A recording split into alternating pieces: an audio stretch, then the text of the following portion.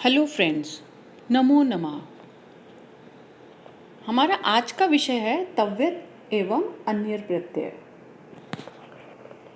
तव्यत एवं अन्य प्रत्यय में तव्यत का त का लोप हो जाता है और अन्यर का र का लोप हो जाता है। इसके नियम और जान लेते हैं। इन दोनों प्रत्ययों का अर्थ होता है चाहिए। तव्यत में से तव्यत तो अन्यर में से अन्य शेष रह जाता है। तव्यत और अन्य प्रत्यय कर्मवाच्य और भाववाच्य दोनों में प्रयोग होता है।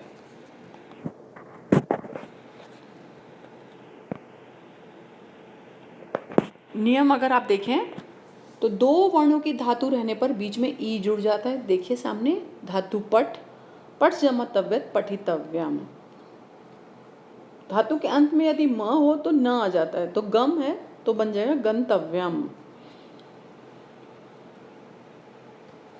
ई हो तो ए हो जाता है और अगर ऊ हो तो ओ हो जाता है। इसके दो नियम, दो उदाहरण मैंने यहाँ दिए। नी है तो ने हो जाएगा, श्रु है तो ओ हो जाएगा।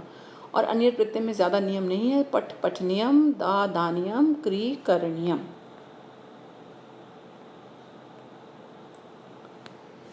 ये कुछ और मुख्य धातु तव्यत प्रत्यय के साथ चल जमा तव्यत, चलितव्य, चलितव्या, चलितव्यम। पुल्लिंग में चलितव्य बालकवत चलते हैं इसके रूप, स्त्रीलिंग के बालिकावत चलते हैं और नपुंसक लिंग के फलम के समान चलते हैं। ये देखिए पहली स्लाइड में यहाँ पर पठ जमा पढ़ना, पठितव्य, पठितव्यौ, पठितव्यः, बालकः, बालकौ, बालका। स्त्रीलिंग की बालिका के समान बालिका, बालिके, बालिकाः, पठितव्या, पठितव्ये, पठितव्या। और अन्य भी इसी प्रकार से चलेंगे। नपुंसक लिंग के फलम की तरह फलम, फले, फलानि, पठितव्यम, पठितव्ये, पठितव्यानि। अब है अन्य प्रत्यय। धातु जमा में अन्यर बनता है लेखनीय, लेखनिया, लेखनियम। यदि पेपर में आपके पास आ जाए लिख जमा अन्य प्रत्यय लिखो तो इसके 3 उत्तर होंगे। लेखनिया पुल्लिंग में, लेखनिया स्त्रीलिंग में और नपुंसक लिंग में लेखनियम। और वो यदि पूछे लिख जमा अन्य प्रत्यय स्त्रीलिंग बताइए तो उत्तर होगा लेखनिया। शाबाश। इसके भी शब्द रूप चलते हैं बेटा, बालकवत चलते हैं। बालका, बालकौ, बालका, पठनिया, पठिनौ, पठी, पठनिया, हसनिया, हसनियौ, हसनियाः। स्त्रीलिंग में बालिकावत, बालिका, बालिके, बालिका, पठनिया, पठनिये, पठनिया। और नपुंसक लिंग में फल की तरह चलेंगे। अब हम इस वाक्य को समझते हैं। तव्यत और अन्य प्रत्यय का प्रयोग विधि लिंग के स्थान पर किया जा सकता है। जैसे रामः विद्यालयम गच्छेत, गच्छेत विधिलिंग है ना। ते ताम यू इसका फॉर्मूला आपने पढ़ा हुआ है। तो गच्छेत, गच्छेताम, गच्छेयु। गच्छेत क्यों लगा? क्योंकि रामा है। तो और गच्छेताम कब लगता है? जब यहाँ पे बालकऊ होता है या 2 व्यक्ति होते, राम श्याम च होता, रामः श्यामा च। तो यहाँ पे रामा है। रामा विद्यालयम गच्छेत, राम को विद्यालय को जाना चाहिए। ठीक, तो हम विधिलिंग के स्थान पर तव्यत प्रत्यय का प्रयोग कर रहे हैं। तो जब तव्यत प्रत्यय आएगा तो वो कहता है कि उसके जो करता है यानी राम है वो तृतीय विभक्ति में परिवर्तित हो जाए। तो राम है रामेण बन जाएगा। विद्यालयम को, क्योंकि ये कर्म हो रहा है तो जो कर्म है वो प्रथमा विभक्ति में चला जाता है तो बन जाएगा विद्यालय। और विद्यालय पुल्लिंग हो गया तो इसलिए आ जाएगा गंतव्यः। इसको और आगे से अच्छे से आगे वाली स्लाइड में समझेंगे। ये देखिए इस स्लाइड में मैंने आपको बताना चाहा है कि विधि लिंग के स्थान पर तव्यत और अन्यर किस प्रकार से उनका प्रयोग किया जाता है। इसी का एक उदाहरण मैंने आगे स्लाइड में लिया है आपको समझाने के लिए।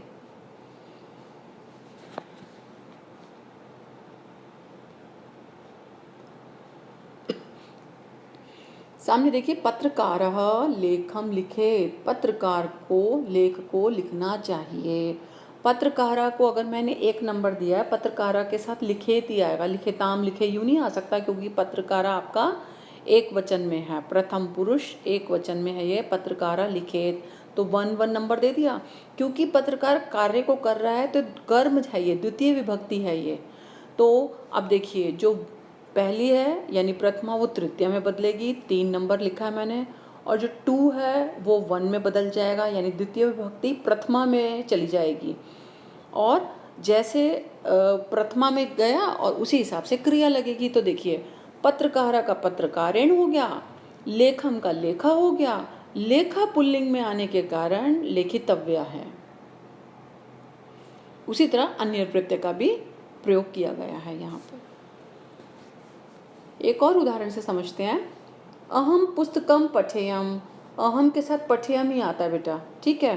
तो अहम के जगह स्थान पे तृतीया कर दो, मया पुस्तकम, क्योंकि द्वितीय विभक्ति है, इसको प्रथमा में कर दो तो पुस्तकम का पुस्तकम ही रहेगा।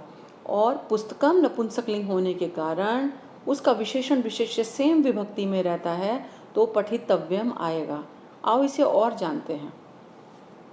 उसी उदाहरण को देखो, मैंने लिखा है अहम को मैंने दिया 1 नंबर, पुस्तकम क्योंकि कर्म हो रहा है, पुस्तक को पढ़ना चाहिए तो उसको 2 नंबर, और पठेयम क्योंकि अहम के साथ पठेयम ही आता है इसलिए उसको 1 नंबर दिया है। अब 1 to 1 चेंज होगा 3-1-1 में, तो 1 का 3 कर दो, यानी अहम को तृतीय विभक्ति कर दो। तो यहाँ पे मैंने शब्द रूप भी लिखे हैं, अहम अवाम वयम माम अवाम अस्मान मयम मया। अहम होगा तृतीय विभक्ति में मया, तो मया बदल गया। पुस्तकम है द्वितीय में, ये देखिए द्वितीय विभक्ति में पुस्तकम पुस्तके पुस्तकानी है ना द्वितीय में, तो जब ये द्वितीय से प्रथमा में जाएगा तो पुस्तकम ही बनेगा बेटा जी।